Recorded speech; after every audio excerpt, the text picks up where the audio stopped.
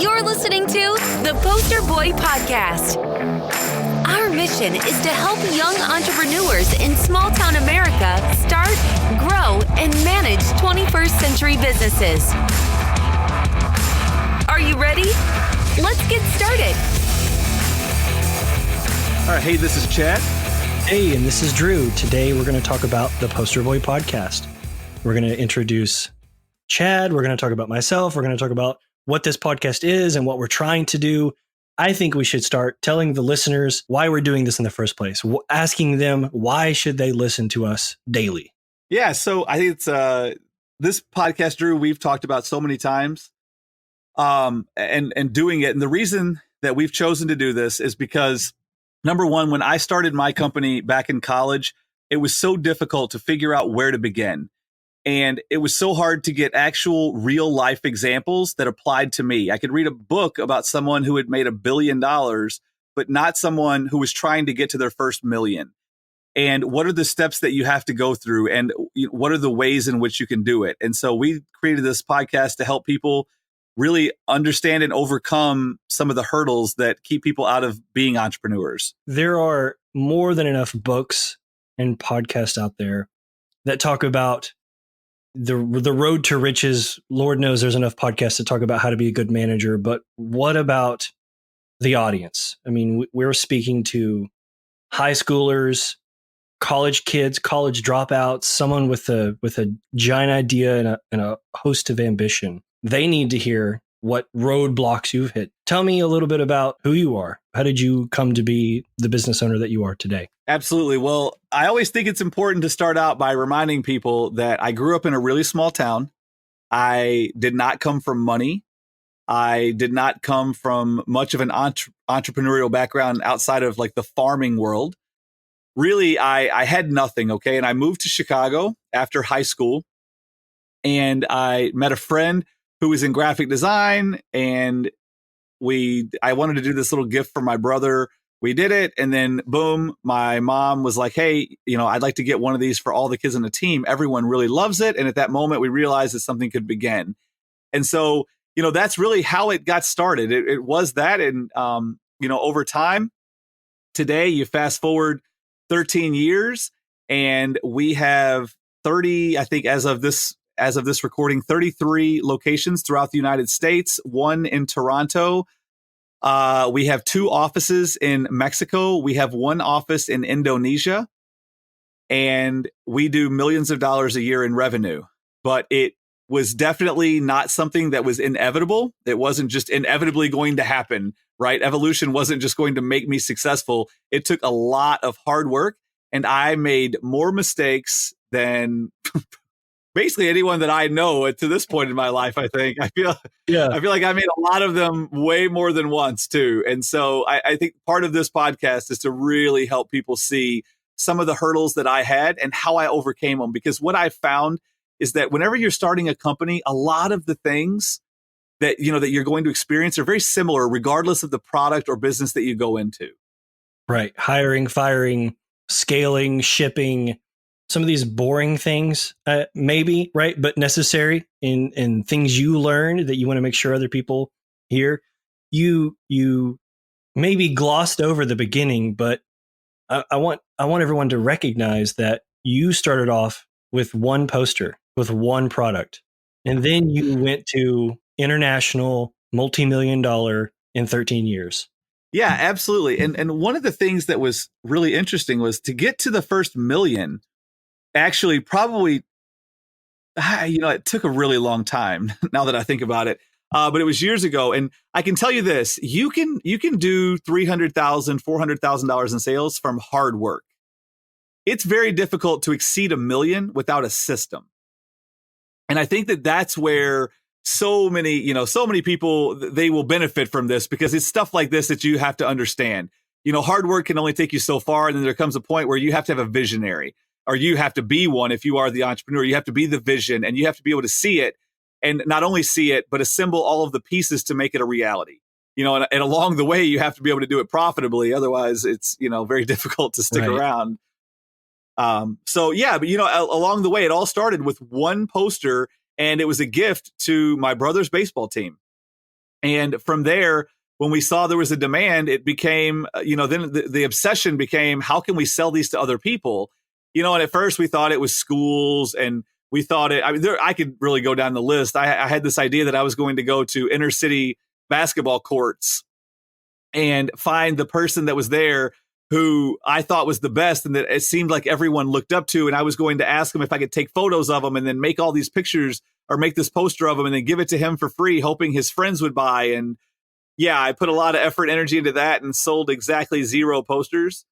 So that was an instant lesson where I realized that was not going to work. But, then there came a time where we found events, and we found ways of making that work. And then we are able to work with schools, and, that also works. And we do photo days, and that does work today. In the beginning, not all of it worked, and it was because we didn't know what we were doing, and now, and Drew, you'll get into your story, but working with you has really helped us shift a lot of our focus to online and stuff that we never saw possible. But the one thing that we know now is possible is that you have to find the right person to make it happen. And that's how we found you. So I think you should probably tell people a little bit about you and your history. Yeah. What a fun story. I have a background that almost reads like a very weird novel. And it starts with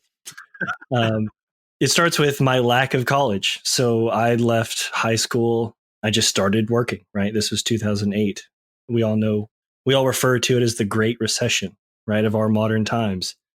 And I hit the market. I waited tables for about 6 years, and my wife crashed her car. We went and got a new car. The car dealer, the guy that sold us the car, his wife worked at a magazine company. They said, hey, if you're looking for a job, we could certainly use someone like you. So I started out as a designer. I did design for about 5-6 years. And I resolved that I didn't want to be a 70-year-old designer whenever I finally grew up. So I started programming, and then lo and behold, I had my first kid. And then after I had my first kid, I worked at a bank, and then I went into the advertising agency world. And what I realized is that I was slowly but surely accumulating knowledge from very diverse backgrounds, right? The ability to speak to people, to upsell, the ability to see design and appreciate the aesthetics of a well-formed composition. I learned how to program, right? So I understood what the purpose of design was in a digital medium. And then I went to strategy and ultimately technology consulting, working with large Fortune 500 companies and helping them do, air quotes, digital transformation. Worked at an agency, and I loved it to death.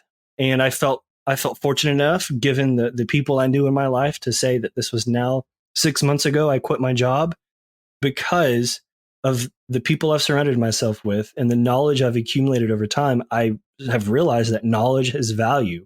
Those results come from knowledge. So I hope that my purpose on this podcast, other than keeping Chad on track in his conversations, is to drive a little bit of knowledge, a little bit of this cross-domain insight when it comes to things like digital marketing, business consulting, things like, should we go into market in this way or that way, right? And how will users perceive this product? So it's been a pleasure to work with Chad, because he basically said, here's the keys to my Ferrari, drive as fast as you can. And I have, and I see us driving faster and faster. You did not go to college, and I quit college with 1 semester left. And I think this is something that a lot of people will find that, we don't have college degrees. Not to mention, we were both servers for a really long time. We've worked in a lot of really interesting areas. I mean, I put roofs on houses for a really long time, and I'm scared of heights. So that combination was just all sorts of interesting. But yeah, I think over time, we collected a lot of knowledge. And me personally, I think I've learned more from doing business than anything else that I've ever done. And I learned stuff that I didn't even want to learn because I didn't have a choice. Yeah. And I think that I will be able to help people understand how to think. And I think there's so much value in that goes unnoticed. It's just about understanding how to approach a problem and how to problem solve it really fast and efficient, cost effective, things like that. And hopefully through some of my personal experiences and Drew's experiences, everyone listening out there can gain some form of knowledge and really, hopefully it helps them move into a better position in Yeah, their well, life. let's talk about the format, because I would hate to think that people listen to us because we have pleasant voices or we're funny. I think we've actually got some pretty cool ideas and some real life lessons. So maybe we for a moment talk about, well, what can people expect out of every podcast? What's the format? What are they getting? Absolutely. So we will start out every podcast with a quote by a famous person, and they will vary dramatically from week to week. And then from there, what we tend to do is apply the quote to some story or something that's happened in my life personally, as well as Drew's. And then we conclude it with an action plan on how you can finish listening to our podcast and then get started by doing something similar in your life.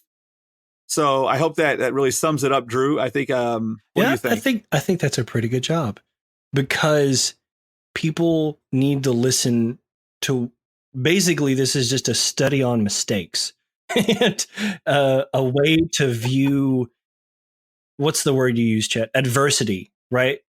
I not 20 minutes ago asked you a question in my infant business that I'm running up against, that I'm sure you hit that nail a decade ago, right? Like, there are lessons that people should hear, boots on the ground, actual experience, that help them move past those things, or even just prepare them for what is ahead of them. And they don't yet realize that, because they've had their head in books, or they're just blindly passionate about what they're doing. They're not thinking about the business aspects of a hobby. Or I'm working with someone right now who's launching a e-commerce organic plant-based pasta brand, right? He's asking me to build a website. He's also asking me how to do shipping. Like, he's a man with a passion. How am I helping him go further in his business? And so I hope everyone takes that knowledge away. We certainly don't want to just tell stories. We want people to get their yellow legal pad out and do something about it today, like now. And if you're listening to this and this is a year later, then hopefully you've listened to more and you're listening to more, because there's actually some really juicy knowledge in this. Yeah, absolutely. And I think it's pretty fun. Some of the stories that we do tell, they're very relatable to normal people that are just getting started, because all the stuff that we're doing, you and I aren't anything out of the ordinary, other than the fact that, me personally, I've just stuck with a problem long enough to solve a lot of problems along the way, so I have basically, I started a company and I've solved a lot of problems along the way, which has, when you do that, something inevitably gets better. And that's really where we are today. And you get to fast forward through 13 years of problem solving, and how I did it, and why we made the decisions that we made, and it's really opening up about my life, which is something, Drew, that about me. I haven't done so much. And I've always been told that I'm a person that everyone knows that no one knows. And, it's an interesting saying about me, but everyone around me would tell you that, like, everyone knows me, but then no one really knows anything about me. So this is a chance to kind of open up and share my life story. And, I hope it benefits people out there. I hope one day, my kids listen to it and they can find some humor and some of the problems that we've solved. And, hopefully it continues to have a good ending. Maybe we can talk about what else is going on in the poster boy world. You mean the book? Yeah, the book, right? Okay. So I chose to write a book called The Poster Boy. And it is a book that is split. So it has two purposes. So number one, it tells my story. And then so odd chapters tell my story, and even chapters apply how to start a business based on real life experiences that I've encountered over the years. And so it's really kind of a how to get started. So many people, that's really, I've found what holds them back is the how to get started part, because once you get going, it's much easier to figure it out. But in addition to that, Drew, we've worked together to launch the Poster Boy Academy, which, the first course that we've launched is really how to get started in business with a yellow legal pad. And the reason we use the reference of a yellow legal pad is I did so many things over the years, and to this day with a yellow legal pad, by writing down problems, going back, looking at them and solving them, just from using this yellow legal pad. Literally every time someone would call with an issue, I would write it down. And this approach became so systematic for me, but it worked. And I found that you can do it. Really, you can apply this approach to anything, and it works. So, yeah, I think that checking out the Poster Boy Academy online, if you are looking to get started and you have no experience, it is by far the place to start. I mean, we talk about how to outsource in China. We talk about how to raise funds. We talk about marketing. We talk about, email marketing. We talk about building a network. I mean, literally how to, construct an idea. Literally from ground zero, we take you all the way up to, at the very end, we help you understand the power of reverse engineering $1 million. So it does cover all of that. And yeah, we put a lot of hard that's time and heart powerful. into Reverse it. engineering $1 million. I've read it. The book is good. It's easy to read. Who do you want to pick up this book, Chad? What's the demographic? What's your target audience? And why did you write it for them? The target audience for me right out of the gate was a high school student or a young college student who isn't really sure what they want to do, but they really don't like following the traditional path. I think for me, the reason that has been such an important demographic for me is because we hired a ton of high school students to be graphic designers for our company a few years back. And I learned so much about them by working with them. I mean, we employed quite a few of them, and you just kind of see where they're at. And I think so many people spend so much time trying to figure out their life when they're in college after they've already committed to, so much debt and so many other things. And this for me is a spot that if I had it, it would have benefited my life tremendously, and the importance of writing a book. This is not a vanity piece. This is about making a difference. And you will very rarely find me talk about actual hard numbers because it's not a vanity piece. Again, it goes back to if this book can make a difference in one person's life, and you really think about this, you think about the power of you get what you give. If we can change one kid's life who builds a big company and he employs 50 people, and then one of those kids learn from him and they build a company and they employ 50 people, the domino all gets going because we committed our time, our effort, our resources into building a piece that, hopefully can help someone change their life. That's amazing, Chad. I think that this is the right message at the right time. We look at changes, everything's being disrupted. You look at colleges these days, and we know that it's becoming expensive and trade schools have value. This is the right level of knowledge for those who maybe weren't even told as a child or even as a young man or woman that starting a business is it's something that you can do just like go to college. Does it take the same level of grit to study as it does to think through customer service? With the right level of dedication and belief, I think, again, this is the right message at the right time. Absolutely. I think another thing, Drew, when you point out that, the grit and all the things, what I hope people can understand and they can take away from, all of the time that you and I are committing to all of this. I mean, just from the book to editing the book to, the Poster Boy Academy courses. I mean, there's so much time going into this, but at the end of the day, it all comes down to we never give up. Okay. And that's really what this entire podcast will show you. And all of, my life stories are the result of never giving up. And we want to instill that in people because today, so many people give up so quick. If things don't go their way or they get their feelings hurt, they're so quick to quit and give up. And, everyone's trying to find a get rich quick scheme and everyone's trying to do the easy thing. But, I found that purpose, not money, is what makes life valuable. Being important, things along those lines are where I personally find so much value in life. And these are things that you will see along the way because while money's great, money is just nothing more than a reflection of how well you've spent your time. Some people, they might get $10 per hour. So that shows you how well they spend their time. They're getting $10 per hour. But then if they were to take that same $10 and invest half of it every single week and save it and then accumulate money on it, well, now they're taking their money to turn it into more money and they're increasing their hourly, worth. So now if you're worth $10 an hour and you have $100 in the bank, you basically have 10 hours of life in the bank, right? But if you can turn that into 15 or to $150, you've turned it into 15 hours of life. So the goal is to accumulate life, right? That's really the way we look at it because every dollar that we're able to save and put it to good use and have it come back to us with more money or life, however you want to call it, you're creating a better life for yourself and your loved That's ones really and easy everyone math around you, really. to think through for someone listening right now. Well, let's talk about one last thing, which is it escaped my mind. I have my field notes here.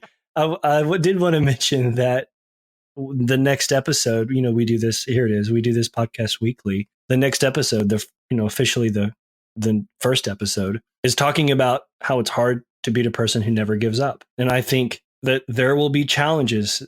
You're a decade in, and there are challenges, unique challenges to your size and scale and where you are in your business.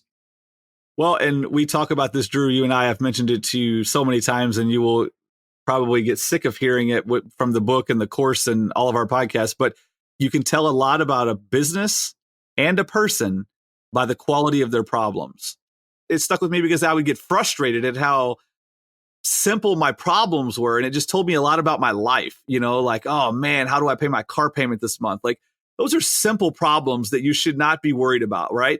You want to worry about bigger problems. Like today, it's how do I transfer currency in to 3 different countries each week? Like, you just have different problems. And that's the goal. You want your quality of problems to grow.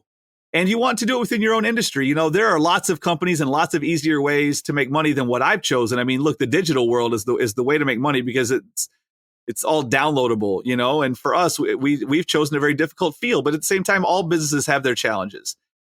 You just want people to realize, like, the goal is to create higher quality problems for yourself, both personally and professionally. And to do this, you continuously evaluate your problems and you write them down and you solve them one at a time. So that way, hopefully, we don't do like Albert Einstein said and doing the same thing over and over again, expecting different results. Yeah. Drew and I both, along with other people that we will bring on, over the coming months, we are nothing more than the result of hard work. Like, there is nothing that we've accomplished that not a single person listening could not accomplish. Not one. It just takes discipline, hard work, the refusal of giving up and being committed to having better problems tomorrow. This has been another episode of the Poster Boy Podcast, brought to you by utproducts.com. Find and follow us wherever you get your podcasts. Visit us at theposterboybook.com to grab your copy of the book.